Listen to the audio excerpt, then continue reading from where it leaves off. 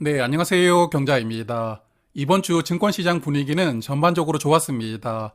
일단 한국 증시도 크게 상승하면서 2700포인트 이상으로 마감을 했고, 전 세계적으로도 굵직한 이벤트가 많았었는데요. 그래서 이번 주는 어떤 이슈가 있었는지 간단하게 살펴보는 것으로 시작하겠습니다. 이번 주 미국에서는 금리 결정이 있었습니다. 금리는 예상대로 동결되었는데요. 작년 7월에 5.5%로 인상하고 나서 지금 다섯 번째 금리가 동결되고 있습니다. 자, 그리고 이번 주는 점도표가 공개되는 날이었는데 금리는 동결된다고 다들 예상하고 있었으니까 금리보다 이 점도표가 주목도가 훨씬 높았습니다. 1월과 2월에 물가가 예상보다 높게 나오면서 연준 생각이 변화되었냐를 확인할 수가 있었는데요. 일단 결론적으로 말씀을 드리면 올해는 변하지 않았습니다. 연준 위원 중 9명은 올해 금리를 3번 내리는 게 적정하다라고 점을 찍었는데요. 그래서 작년 12월에 예고를 해준 대로 올해는 금리를 3번 정도는 내리는 게 좋겠다고 점도표를 통해서 생각이 변화되지 않았다는 것을 보여주었습니다. 그래서 정리를 해보면 올해 말 금리는 4.75%이고 25년 말 금리는 4%로 예상됩니다. 그리고 26년 말 금리는 3.25%가 예상되는데요. 올해 금리는 예상치 변화가 없었지만 25년도는 작년 12월보다 0.5%가 상승했고 26년도는 25bp가 상승했습니다. 그래서 이번 점도표를 해석을 해보면 일단 올해는 예상대로 금리를 내리기는 내리는데 내년 이후에는 조금 더 적게 내리는 것을 선택을 했으니까요. 물가가 다시 상승하지 않도록 금리 인하를 서두르지 않는 게 좋겠다. 이런 생각도 엿볼 수가 있었습니다. 자, 그리고 또 하나 희소식이 나왔는데 금리 발표 후에 파월 할아버지가 전반적으로 부드럽게 말씀을 해주셨거든요. 특히나 양적 긴축 속도를 조만간 늦추는 공감대가 있었다. 이런 이야기를 해줍니다. 현재 연준은 고금리를 유지하면서 연준이 발행한 채권을 다시 연장을 해주지 않으면서 유동성을 흡수하고 있는 양적 긴축도 함께 진행하고 있는데요. 이 속도를 늦춘다는 것은 이제 다시 어느 정도 돈이 시장에서 돌 수 있게 고삐를 조금 느슨하게 만들어주겠다는 의미입니다. 그래서 올해 금리도 예상대로 3번 내리고 양적 긴축도 조만간 속도를 늦출 수 있다는 긍정적인 이야기가 나오면서 이번 주 주식시장은 환호가 나왔습니다. 그래서 그동안 물가지표가 높게 나오면서 6월 금리 인하 전망치도 함께 내려가고 있었는데요.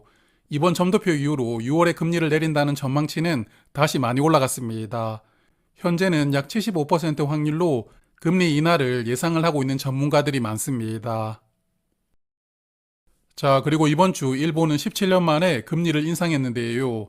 그동안 마이너스 금리를 고수하고 있었지만 이번에 0.1% 올리면서 이제 제로 금리가 되었고요. 그리고 그동안 국채 금리가 상승하지 못하도록 일정 금리 이상에서 국채를 계속 매수를 하던 YCC 정책도 폐지를 하였습니다. 그래서 이렇게 일본도 마이너스 금리 시대를 종결하였습니다. 그래서 일본이 금리를 올리면 엔화 가치가 다시 900원대로 올라가지 않겠나 생각을 하고 있었는데 금리 발표 후에도 변동이 없었습니다. 주식도 그렇지만 환율도 참 예상한 대로 흘러가지 않는다는 것을 또 한 번 느끼게 되었는데요. 이번 금리 인상 전에 엔화를 조금 사둘까 고민도 살짝 해보았었는데 여하튼 엔화가 다시 예전 가치를 되찾아갈지도 궁금합니다. 자, 그리고 유럽은 이번 주 물가지수가 발표가 되었는데요. 2월 유럽 소비자 물가지수는 전년 대비 2.6% 상승하였습니다. 저번 달보다 0.2% 내려가면서 현재 5개월 연속 2%대 상승을 보여주고 있는데요. 미국보다는 물가를 조금 더 빠르게 잡아가고 있습니다. 그리고 스위스가 이번 주에 금리를 25bp 인하하였습니다. 스위스가 원래 마이너스 금리 국가였지만 그래도 미국보다 먼저 금리를 인하했다는 게 인상적이었는데요. 그래서 스위스가 스타트를 끊었고 유럽도 미국이 금리 인하를 시작을 한다면 따라서 내릴 가능성이 높다고 보고 있는데요. 여하튼 잠시 후에 JR 글로벌 리츠를 조금 말씀을 드릴 텐데 이때 조금 더 이야기를 이어나가도록 하겠습니다. 자, 그리고 마지막은 한국입니다. 이번 주 한국 두 가지 이슈가 있었는데요. 첫 번째는 경제부총리가 밸류업 프로그램 알맹이를 조금은 예고를 해주었습니다. 주주 환원을 확대하면 법인세를 경감시켜주고 배당소득세를 분리과세해주겠다 이런 이야기를 했었는데요. 구체적으로 어떻게 해준다고까지 이야기는 하지 않았고 아마도 5월에 발표된 정책을 조금은 언급을 해준 것이라고 보았습니다. 그래서 여전히 시장에서는 밸류업 기대감이 살아있는 상황인데 5월 정책 발표 전까지는 이런 분위기가 이어지지 않을까 생각도 해보고 있습니다. 그리고 이번 주 삼성전자가 크게 상승했습니다. 7만원 근처로 내려가던 주가가 단숨에 8만원 근처까지 올라왔는데요. 미국에 살고 있는 젠스님께서 삼성전자와 조만간 함께 할 것 같다 이런 이야기를 해주니까 외국인과 기관이 폭풍처럼 매수를 하였습니다.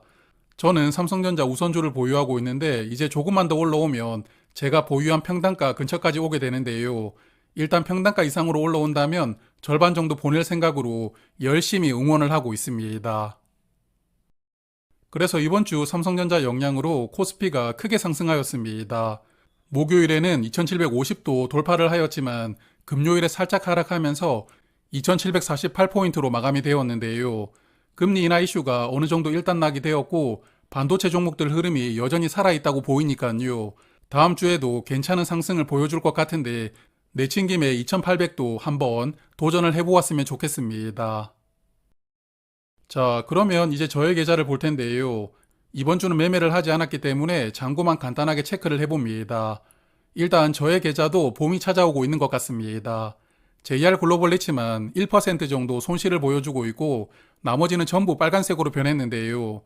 특히 매수하고 나서 주가가 많이 하락했던 DN 오토모티브가 이번 주 크게 상승하였습니다. 그래서 0.7%이기는 하지만 평단가 이상으로 주가가 올라왔는데요. 앞으로는 마음고생을 시키지 말고 쭉쭉 뻗어나갔으면 좋겠습니다. 그리고 SK텔레콤과 NH투자증권 우선주는 저번 주와 주가는 비슷했던 것 같은데 이 두 종목은 다음 주가 배당 기준일입니다. 그래서 배당락 이후 주가를 보면서 추가 매수 생각을 하고 있고요. 그리고 월배당 종목들도 여전히 좋은데 일단 미국 배당 다우존스 수익률이 10% 넘었습니다. 그리고 이번 주 소개를 드렸던 테크탑10도 6% 상승하고 있는데요. 미국 배당 다우존스는 매달 30주씩 적립식으로 모아가고 있지만 테크탑10은 상반기까지 300주를 추가 매수할 생각인데 여하튼 주가가 조금 더 빠진다면 100주 단위로 불타기를 3번 정도 할 생각입니다. 그리고 맥쿼리 인프라는 4월까지 100주 정도 추가 매수해 볼 생각인데 주가가 12,700원 아래로 내려오면 사려고 열심히 째려보고 있습니다. 4월 말까지 그 밑으로 내려오지 않는다면 그냥 100주 추가해 볼 생각이고요. 이지스 리치는 평단가 이하로 내려온다면 그때 추가 매수할 생각입니다. 그리고 다음 주 수요일인 27일은 1분기 배당금을 받기 위해서 주식을 보유해야 되는 날이거든요. 그래서 1분기 배당금을 받으려는 분들은 27일에 보유를 해야 되고요. 일부 기말 배당주들도 27일에 보유를 하셔야 배당금을 받을 수가 있으니까 참고하시길 바랍니다. 자, 그러면 오늘은 JR 글로벌 리츠를 조금 말씀드리고 넘어가겠습니다. 홈페이지에 들어가 보았더니 3월 4일에 주주 소환을 올렸더라고요. 저도 이번 주에 파악을 해서 내용을 조금 정리를 해보는 것인데 여하튼 JR 리츠를 보유하고 계시는 분들은 홈페이지 들어가서 한번 읽어보신다면 좋을 것 같습니다. 주주 서한에는 여러 가지 내용이 담겨 있었지만 가장 관심이 가는 부분은 결국 메인 자산인 벨기에 빌딩의 대출 연장입니다. 대출이 올해 말에 만기가 돌아오는데 현재 약 1% 금리로 대출을 받고 있거든요. 그래서 운용사 측에서는 현재 대출 연장을 위해서 은행들과 이야기를 하고 있고 향후 대출 연장 시의 금리가 유리보 3년에서 5년물 금리를 적용받을 것이라고 예상하고 있었습니다. 그리고 유리보 3년물 금리는 현재 2.8%에서 3% 정도 금리 수준으로 머무르고 있다고 합니다. 그래서 일단은 은행과 대출 연장 협상을 하고 있지만 금리 수준이 맞지 않을 경우를 대비해서 우선주나 전환사채 등을 발행해서 단기로 자금을 조달할 수 있는 수단도 준비하고 있다고 합니다. 그래서 이 부분을 이번 주주총회 안건에 포함을 시켰던데요. 개인적으로 이런 수단까지 활용하는 게 바람직하지 않는다고 보지만 여하튼 운용사가 그래도 대출 연장을 조금이라도 유리한 조건을 하려고 신경을 쓰고 있다는 생각은 들었거든요. 그래서 나쁘게 보이지는 않았습니다. 자, 그래서 JR 글로벌 리츠 작년 하반기 배당금으로 195원을 지급했고 올해도 특별한 변수가 없다면 상하반기 각각 195원씩 배당을 하리라고 생각합니다. 다만 25년부터는 대출 연장이 되면서 이자 비용이 늘어나기 때문에 배당금이 삭감이 될 텐데요. 대출금리가 3% 정도로 연장된다면 대략 반기당 배당금은 130원 정도 지급되지 않을까 생각을 해봅니다. 그래서 제가 예상한 대로 25년 배당금이 반기당 130원으로 총 260원을 받는다면 현주가 기준으로 배당률이 6.3%입니다.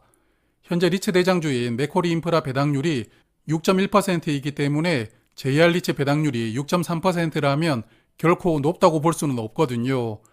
그러므로 제가 예상했던 배당금보다 조금 더 많아진다면 JR 리츠 주가도 조금은 더 상승할 수도 있겠지만 일단 현재 분위기에서는 이 정도 주가에서 횡보할 것이라고 생각하고요. 금리가 조금씩 인하되면서 리츠들 주가가 전반적으로 올라간다면 JR 리츠 주가도 조금씩 회복되지 않을까 생각을 해봅니다. JR 리츠는 IRP 계좌에서도 현재 1,400주 정도 보유하고 있습니다. 그래서 두 계좌 합쳐서 약 4,000주 이상을 보유하고 있으면서 리츠 중에서 가장 많은 수량을 보유하고 있는 종목인데요. 지금은 ISA, IRP 계좌 모두 손실이 나오고 있지만 향후 주가가 4,000원 아래로 내려간다면 조금 더 매수하면서 수량을 늘려가려고 계획하고 있고요. 그렇지 않다면 그냥 배당금을 받으면서 좋은 시기를 기다려 볼 생각입니다. 자, 그러면 이번에는 미국 계좌인데요. 나스닥 지수가 크게 상승하면서 JPQ가 이제 수익률이 10%가 넘었습니다. 2세대 커버드콜 상품들은 투자 종목의 상승분을 어느 정도는 주가에 반영하는 구조를 가지고 있으니까요. 커버드콜 상품을 투자하시려는 분들 참고가 되었으면 좋겠습니다. 그리고 다음 주에 주목해볼 지표가 금요일에 발표되는 미국 개인 소비 지출입니다. PCE 지수라고 부르는데 미국 연준이 가장 우선적으로 신뢰하는 지표이거든요. 앞서 보셨겠지만 미국 연준이 올해 금리를 3번 내릴 것이라고 전망을 해주었지만 또 물가 데이터가 도와주지 않는다면 생각을 언제든지 바꿀 수가 있으니까요. 실제 금리 인하가 시작되기 전까지 물가 데이터는 계속적으로 주목을 해볼 필요가 있다고 생각합니다. 그래서 이 내용도 다음 주 일기에서 조금 정리해서 말씀을 드리도록 하겠습니다. 자, 그러면 다음 주 투자일기에서는 배당락이 나온 종목들 주가가 어떻게 변경되었는지 조금 정리하고 말씀을 드릴 테니까 저는 다음 주 주말에 다시 뵙도록 하겠습니다. 한 주 동안 성투하시길 바랍니다. 고맙습니다.